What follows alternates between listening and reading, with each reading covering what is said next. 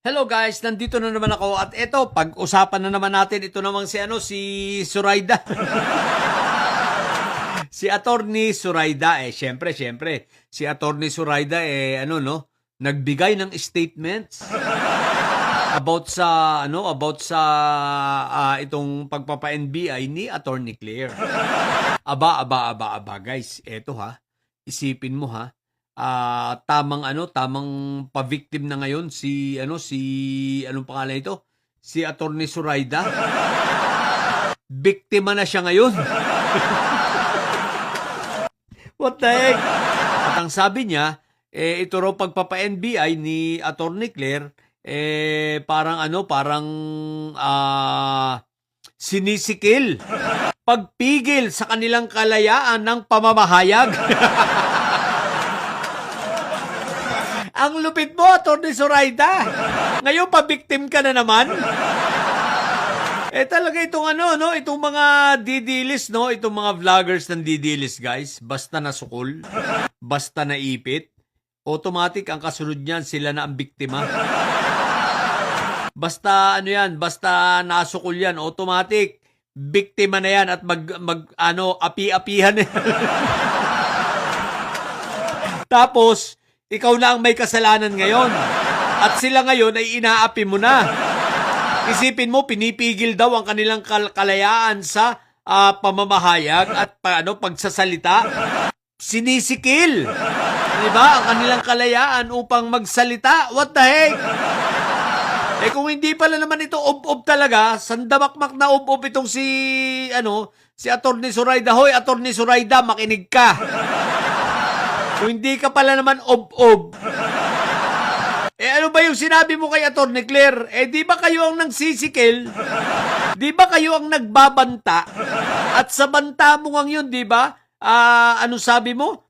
Ang walang tama lang sa kanya ang coccyx at ang appendix niya.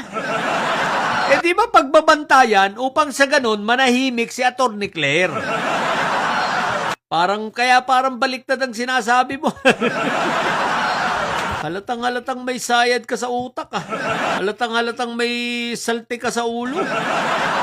Isipin mong ibinabaliktad mo pa ngayon.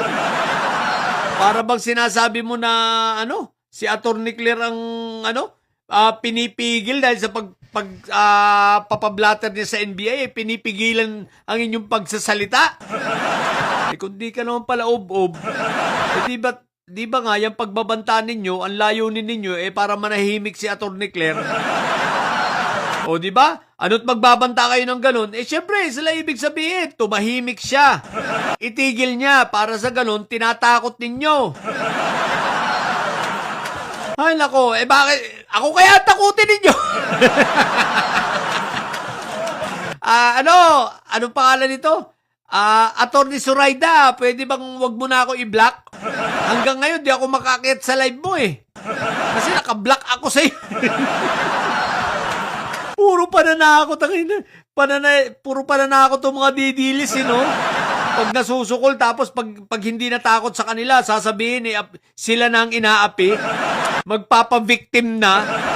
Kayo naman ang mahilig mag-umpisa, kayo ang bully. Pag pinatulang kayo, iyakin kayo.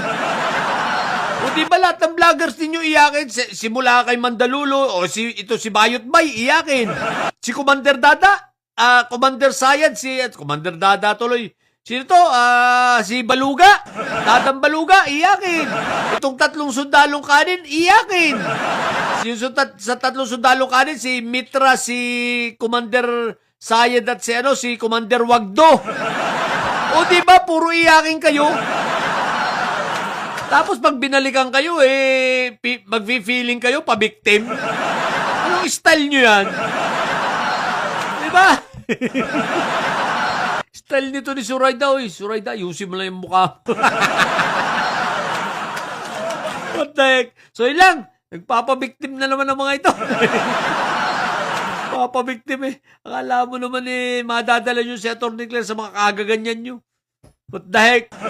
Sa mga sa mga bobot may sayad na didilis. Yan tatay nyo ay karton. Matili kayo mga bobot may sayad. Ang may sayad ay laging high blood. Sige, pabiktim pa more! Bye!